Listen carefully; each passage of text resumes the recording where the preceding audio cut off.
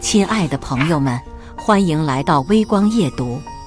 为了能在游艇派对上穿比基尼讨好富二代沈凌峰，老婆打掉了我们3个月的孩子。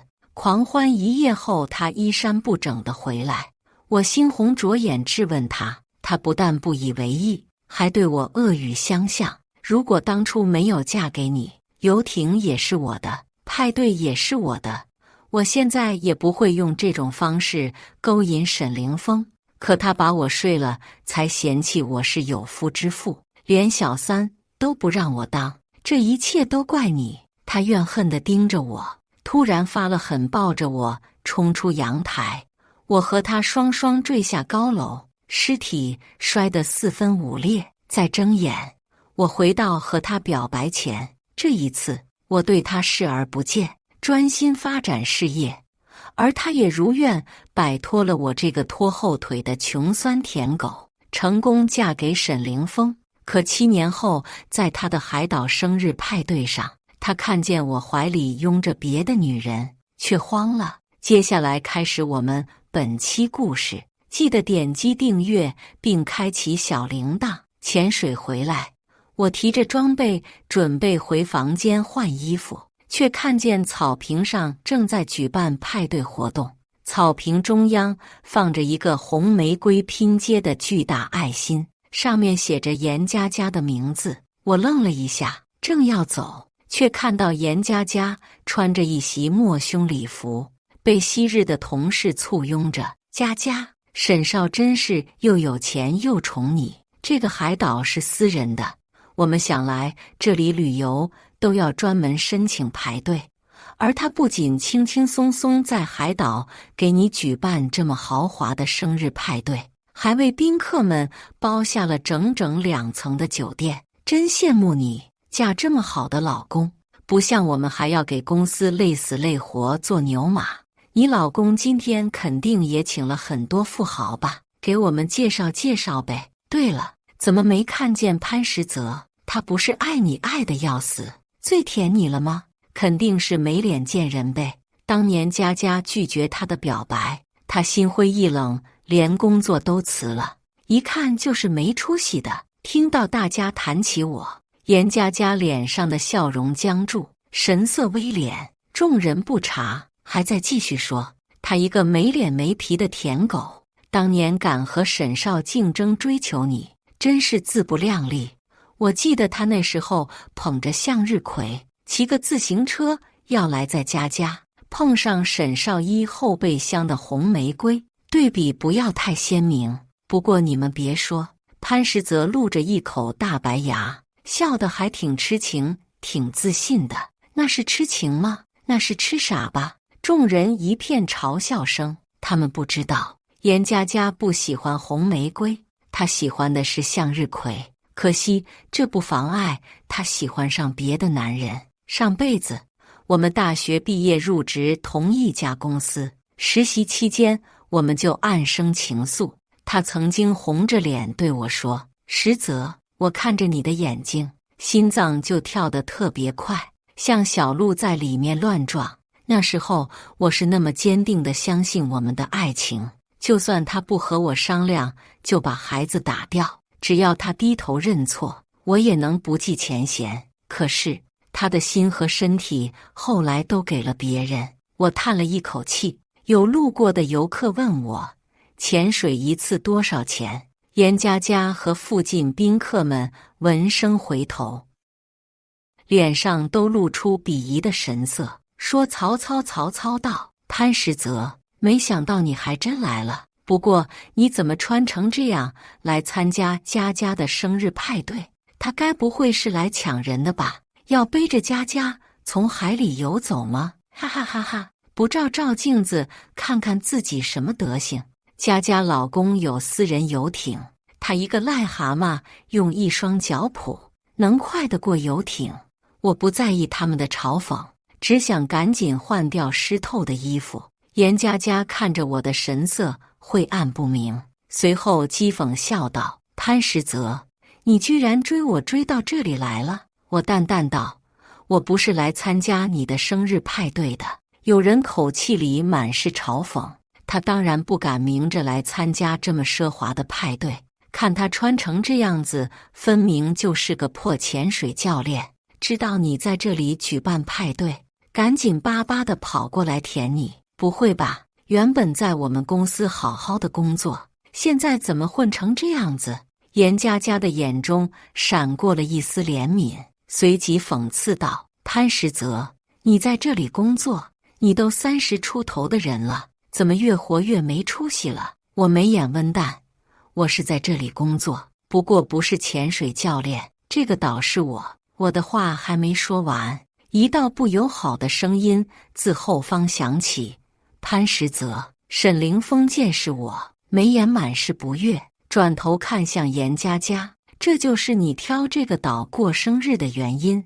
严佳佳连忙挽住他的手臂，摇着头：“老公，你误会了，我不知道他在岛上当潜水教练，今天只是个巧合。”沈凌风眯了眯眼：“潜水教练，沈实泽，你怎么混成这样了？看在你和佳佳过去做过同事的份儿上，这里宾客的潜水项目统统包给你了。”他拍了拍我的肩膀：“帮你也赚点生活费，别说我没照顾你。”他在故意羞辱我，但我内心毫无波澜。想到老婆还在等我，抬脚想走，他却伸手拦住了我：“给你这么大一笔生意，你不是该给我敬杯酒，说声谢谢？”我冷冷地盯着他：“不需要，我也不是潜水教练。”严佳佳却以为我是在嘴硬：“你都这样了，面子比钱重要吗？看在从前的情分上，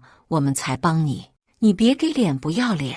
今天来的宾客里有不少富豪，你伺候好他们，以后说不定能在他们的私人游艇上谋份更好的工作，重来一世。”严佳佳还是一如既往的狗眼看人低：“严佳佳，我现在过得很好，我不需要你们为我介绍工作。而且我再说一遍，我不是潜水教练，我也不是来参加你的生日派对的，我只是路过，我要上去换衣服，请你们让一让。”我话才落，因为刚刚潜水，体力消耗太大，肚子饿得咕噜咕噜叫了2声，哈哈哈。沈凌风大笑起来：“潘实泽，天天在这附近工作，看着这么高档的酒店，自己又吃不起，肯定没少饿肚子吧？今天你运气好，这里的酒随便喝，菜随便吃，你想打包回去也随便你。”沈凌风昂着下巴，用轻蔑的眼神打量我。天渐渐黑下来，我没时间在这儿看他玩狭隘的炫富欲，敷衍他道：“那你让服务员送到我房间吧。”啪的一声，他打掉了我手上提的潜水装备，狞笑道：“你以为你是谁？这么和我说话，我给你脸了？”他顶着腮帮子，另一只手扣住严佳佳的后脖子，把她捞到跟前，嗤笑一声：“你的舔狗现在在给我下面子，宝贝儿，这小子可是还对你余情未了呢。”我的忍耐也是有限度的，本想发作，但看见沈凌风这么对待严佳佳，着实有些吃惊。看来他过得也并不是很好。严佳佳的脸色有些难看，但不敢违抗沈凌风，只能找补道：“潘实泽，都过去这么多年了，你不要再自作多情，沉溺于过去了。我只爱我老公沈凌风一个人。”我轻蔑地笑了：“严佳佳，你想多了。以前是我眼瞎才会看上你，现在我顶多当你是个只知道名字的陌生人。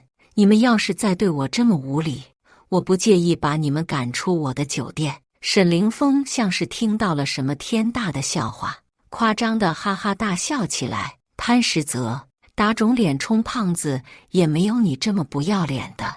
你说这个酒店是你的，你怎么不说整个岛都是你的？这个岛确实是我的。”我话一说完，众人爆发出更加疯狂的笑声：“哈哈哈！你们听见没？他吹牛都吹上天了，你当我们是傻子呢？你别不是绕着岛游个圈，就以为这个岛就是你的了？不是千亿富豪，谁买得起这么大一座海岛？莫名其妙。我懒得搭理这群疯子，径直往前走，却被沈凌风不依不饶地打掉手表。见状，我脸色大变，别动那个。谁知沈凌风却像是找到了什么新大陆，冷笑着看我。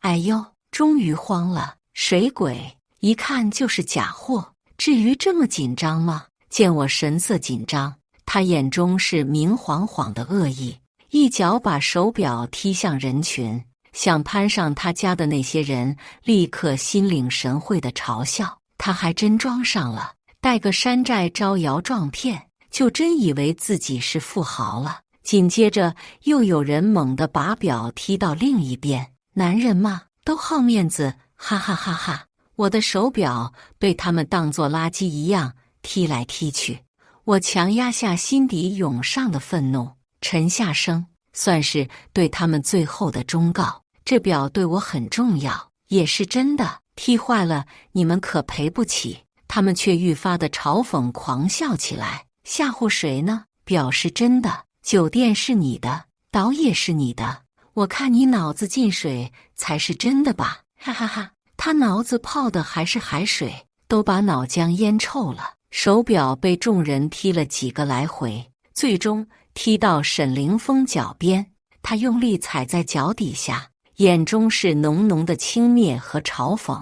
你们小心点儿，假货也是要花钱买的，弄坏了它可是要心疼死。潘石泽，要不你跪下来求我跟你原来公司的老板说说，让你重新回去上班，否则我就踩碎它。我紧张地扑过去，我凭什么求你？你神经病吧？把手表还给我！这块手表是我爸在世时攒了一辈子钱买的，他知道我做生意需要一块手表撑门面，自己舍不得吃舍不得穿买的二手，虽然是二手，却对承载着无法替代的感情与期望。他们怎么羞辱我，我都不在意，唯独不能动我爸送的东西，绝不可以。然而没等我靠近，沈凌风却把手表扔给严佳佳，命令他扔进烧烤炉。我紧张地看着他，声音都有些颤抖。严佳佳，这块手表对我很重要，你不能毁了。严佳佳却冷哼一声，一个假货而已，就当你吹牛的代价，大不了我再赔你一个，你还赚了。话落，他毫不留情地把表扔进烧烤炉，火花四溅，我听到金属细碎的炸裂声。那群疯狗也没客气，还在火炉里倒了整整一瓶高浓度白酒，大火瞬间燃起。不，眼看着我爸留在这世上唯一的念想就这样被毁了，我心如刀绞，双眼瞬间猩红。大家快看，这个穷鬼竟然在哭！我不顾他们的羞辱，急忙抓起炉边的铁钳，想要把手表拿出来。沈凌风却使了个眼色，迅速有2个人冲上来，把我的手腕一掰，铁钳掉落，我被2人扣着跪在地上。沈凌风居高临下睨着我，一脚踢在我肚子上。你早点服软，不就没这出了吗？可你不听话，就要承受不听话的代价，还真当自己是个人物了。滔天的怒火快要把我湮灭。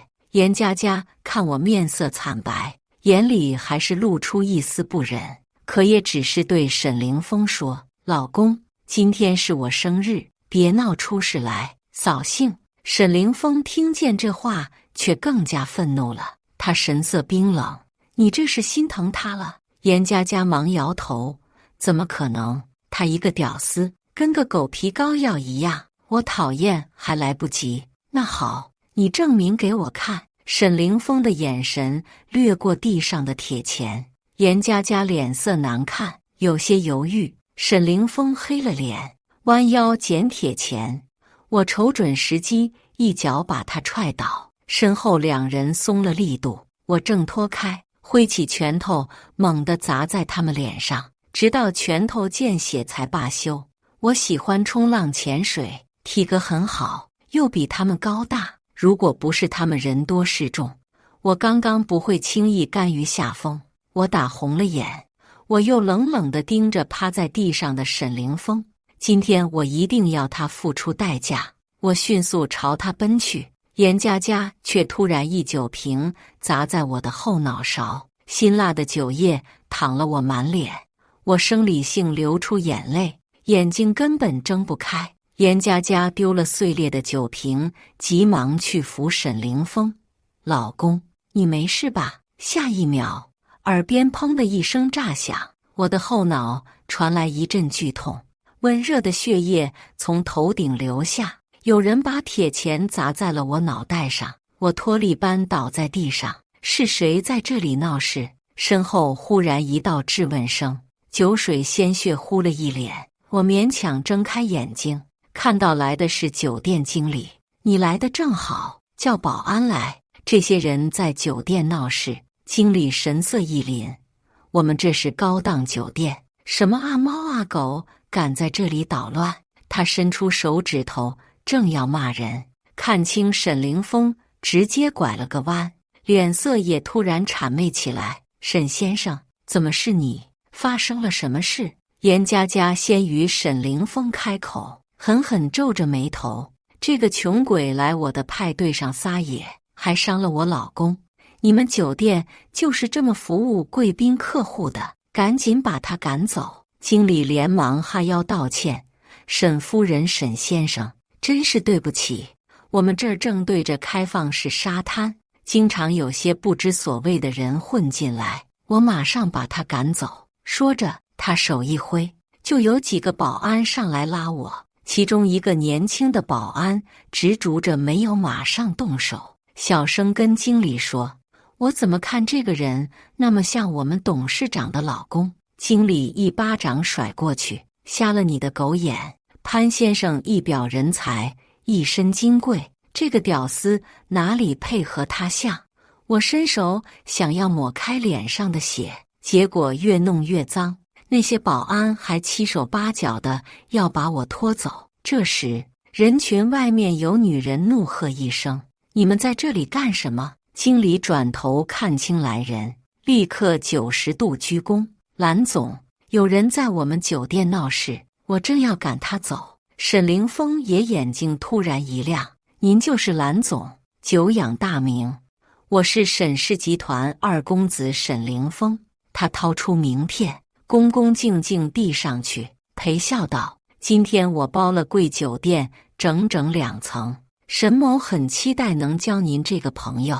周围其中那些做生意的有钱人变得激动起来，纷纷凑过来要混个脸熟。兰溪却微微蹙眉，视线从名片上抬起来，掠过人群看向我这边，见我满脸是血的躺在地上，他猛地瞪大眼睛，一把把沈凌风推开，神色焦急地朝我奔来。老公，谁把你伤成这样的？他的话让在场的所有人都懵了。沈凌风还以为兰溪认错了人，怔怔道，兰总，他不过是我老婆过去的一个舔狗，你怎么叫她老公啊？是不是看错了？说着，他对保安挥手，麻溜点，赶快把他拖走。兰溪充耳不闻，急忙让人把我扶起，又忍着怒火一巴掌扇在沈凌风脸上。潘实则是我名正言顺的丈夫，你有几个胆子敢这么对他？是不是不想混了？沈凌风如五雷轰顶般呆愣在原地，严佳佳也脸色煞白。怎么可能？潘实则怎么会是你？我轻轻抓住兰溪的手，我的表在烧烤炉。兰溪立马让人帮我去找，慌乱地问我，这到底是怎么回事？你怎么弄成这样？快拨打急救电话！我拍拍他的手，示意他没事，一点皮外伤，不用去医院。他抬头四顾，急忙找来矿泉水帮我洗脸。我洗过脸之后，经理也终于认出是我来，身子一个趔趄，说话的声音都在发抖。潘先生，我该死，我眼瞎，我刚刚真的没认出来是您。他狗腿的忙命令下属，快把先生的潜水装备捡起来，我终于不那么难受了，面无表情道：“你的意思是，如果不是我，你就可以随便对别人这种态度吗？”经理两腿一软，连连摇头：“不是的，刚刚是我搞错了，这是个误会。我绝对谨记我们酒店的服务宗旨，不怠慢每一位光临我们酒店的客户。”经理对我态度的转变，让沈凌风和严佳佳更加慌乱。严佳佳张了张发白的嘴：“他是我的舔狗啊，到底是怎么回事？蓝总怎么可能看上他？”经理脸色难看，快要急死了：“什么舔狗？你们全都错了，这是我们蓝董事长的先生。”周围人顿时表情各异。那几个嘲讽过我或对我动过手的人，面色一下惨白。之前还质疑经理的人，忍不住开口：“潘实泽，你真的是蓝氏集团总裁的丈夫？”“好像是的。你们看蓝总这么关心他，还亲密地给他擦脸。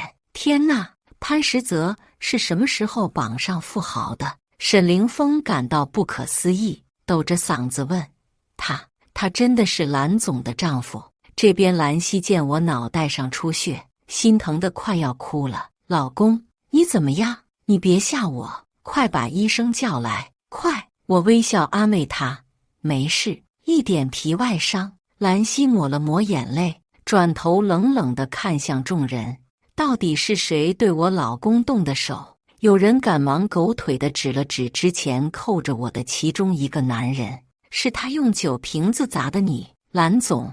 我是黑黑贸易的蒋黑，我以我公司的声誉担保，就是这个人对您先生动的手。”这个人拍马屁拍全套，还把那人从人群中推了出来。兰溪走过去几步，抬手给了那人一耳光：“谁给你的胆子打我老公？我不管是谁，今天欺负过我老公的人，我一个都不会放过。”那些嘲笑过我的人全都瑟缩起来，并且纷纷看向严佳佳和沈凌风。沈凌风是指使的人，而如果不是严佳佳先往我身上砸酒瓶，我就不会被人偷袭砸了脑袋。严佳佳却表情复杂地看着我：“潘实泽，你什么时候结婚了？你明明爱我爱得要死。”我坐到经理为我搬来的椅子上，提着医药箱赶来的医生为我处理伤口。我为什么不可以结婚？我刚刚就说了，我只是路过，我早就当你是陌生人。我牵住兰溪的手：“老婆，都是我不好，今天的约会泡汤了。”严佳佳的表情从一开始的不可置信，到震惊，到惨白，最后一片死寂。也许过去的我爱他爱到骨子里，无论对错，都对他100%顺，宠溺无度。可是他说的没错，7年过去了，算上上一世，甚至不止7年时间。我和他的那些早就成为了过去，我又怎么可能缅怀过去？他寻求到了他认为的幸福，我也有了新的爱人，有了我崭新的事业。这辈子的我幸福无比。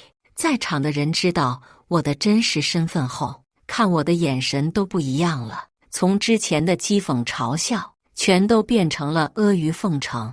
没想到潘实泽做了蓝氏的女婿，那可是要比冯氏厉害多了。潘实泽，你结婚这么大的事，怎么也不邀请我们这些老同事，我们好给你包个大红包啊！刚刚冯凌风还把他的手表扔进烧烤炉，那表贵不？还好不是我扔的，我可赔不起。闻言，兰溪震惊地转头看向后面的烧烤炉，一双凤眸怒瞪向冯凌风：“沈凌风是吗？你最好给我一个解释。”沈凌风一怔：“蓝总，这都是误会，我赔块新的手表，蓝总喜欢什么款，我给你也送一只，我就不用了。我老公的那只是金黑水鬼私人定制款，总共100万，但手表对他有意义特殊，你要3倍赔偿，3倍就是300万。”众人倒吸一口凉气，这会儿才明白我当时为什么说弄坏了手表他们赔不起。那些拿我手表踢着玩的人如临大赦。沈凌风咬咬牙，突然指着那些人说：“蓝总，那些人拿您丈夫的手表当球踢，要他们赔偿就算了，他们也没什么钱。我沈凌风不差这点钱，帮他们一并揽下来，400万是赔偿，也是欠礼。我和蓝总也算有缘分。您可能不知道，我老婆和潘世泽曾经是情侣。潘世泽故意追到他的生日派对上来，我也是因为生气才会做出这样有失体面的举动。他话里挑拨离间的意思明显，明晃晃是在说我今天是特意来找老情人的。毕竟相较于严佳佳这种没有家世背景，对他没有一点帮助的老婆，兰溪绝对是最好的选择。借今天这个机会，兰溪要是一怒之下把我踹了，他就有可能和兰溪发展，与兰家联姻，强强联合，成为真正的人生赢家。重生后，如果不是严佳佳怀孕故意不打掉，还大张旗鼓被媒体曝光，他是不会奉子成婚娶她的。所以他觉得我和兰溪结婚门不当户不对，这中间一定也和他一样有某种特别的原因。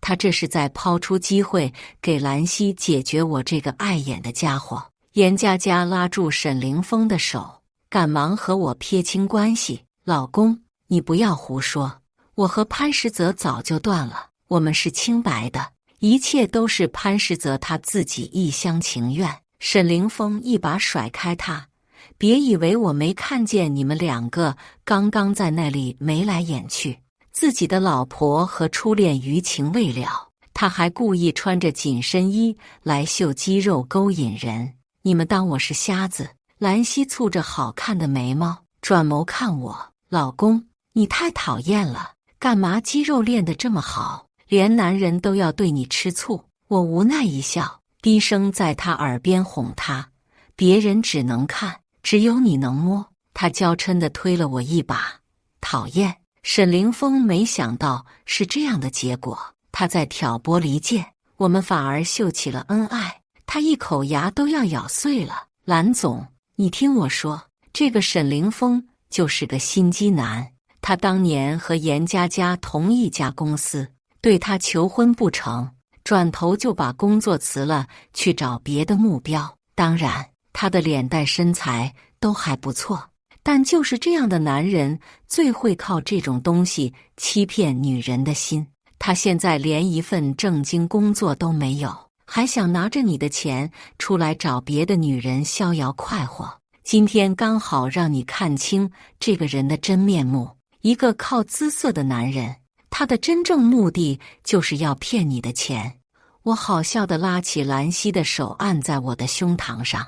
我和兰溪相识于海边，那天风浪大，他被海水卷走，是我救了他，给他做人工呼吸。他醒来的时候正在我的怀里，那时候他鬼使神差地捏了一把我的胸肌。后来他说他对我一见钟情，他是被我色诱的。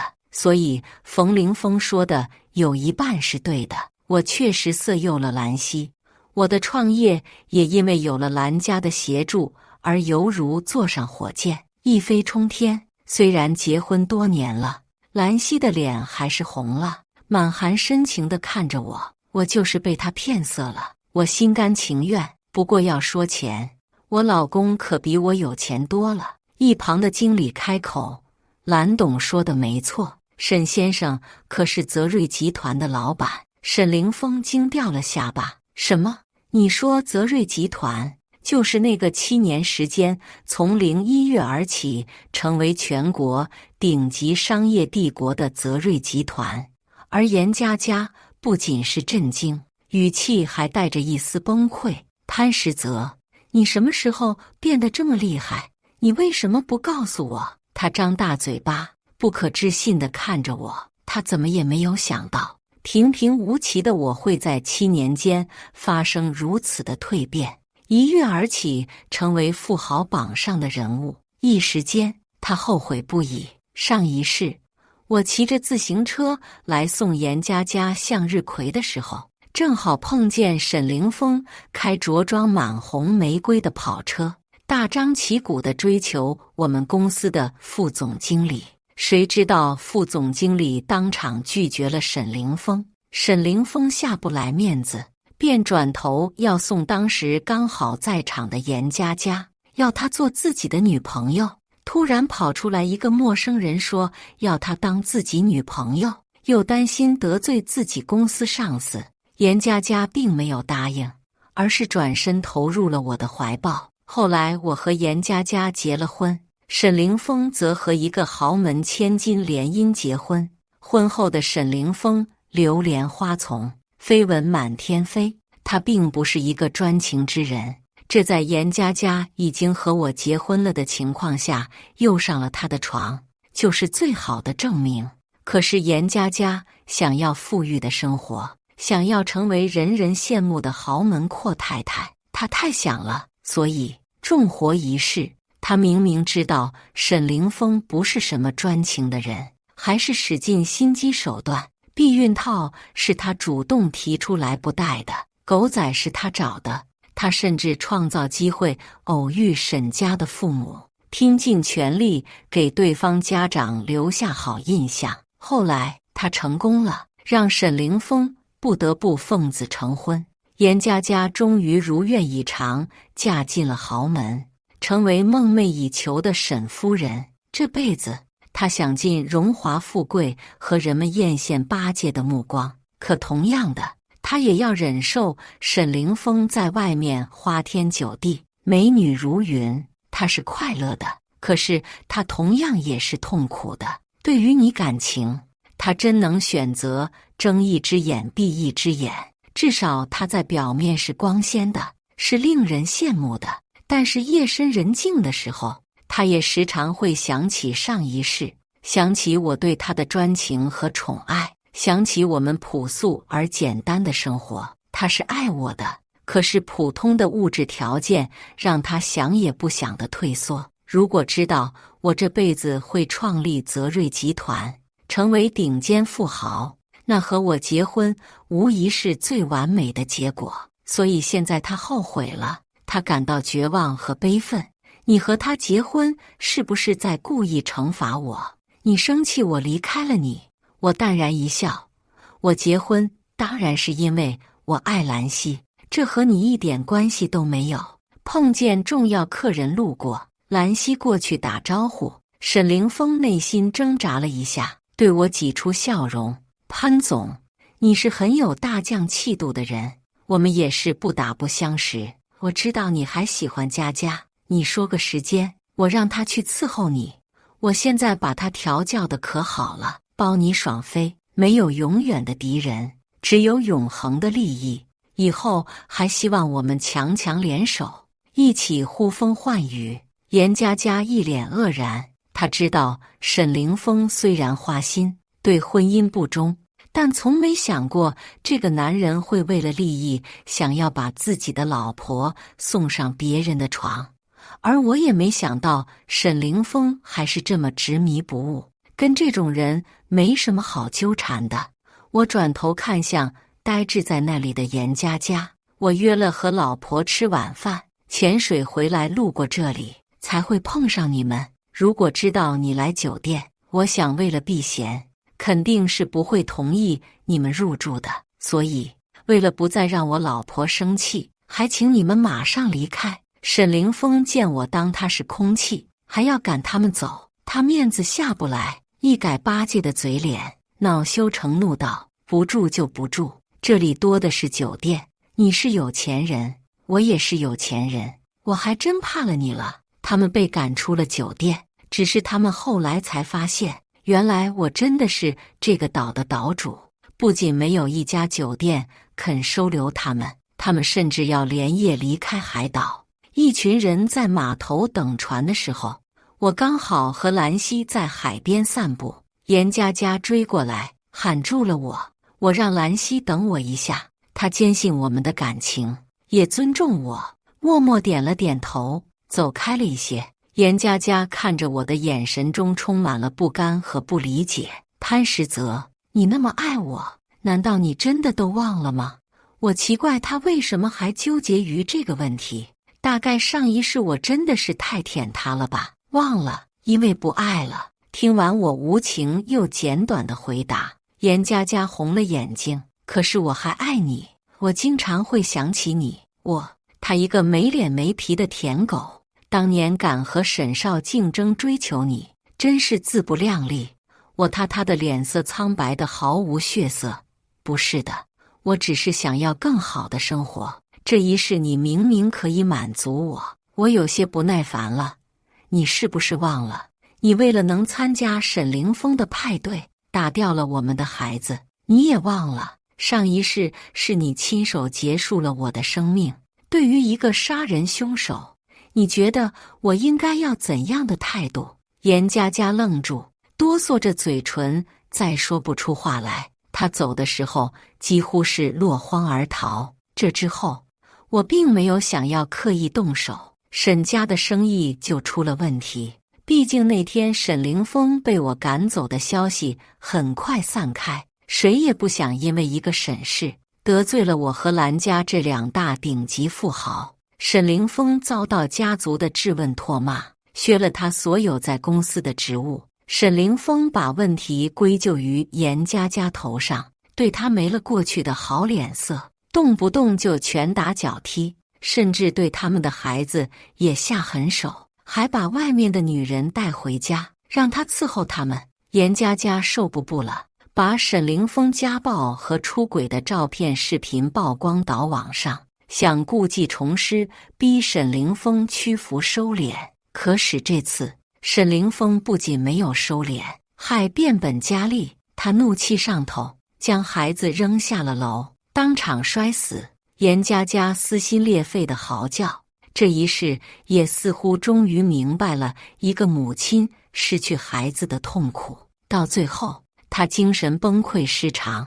冯凌风在酒吧左拥右抱买醉，严佳佳抱着一个破布娃娃疯狂地打砸哭嚎叫，场面一度混乱不堪。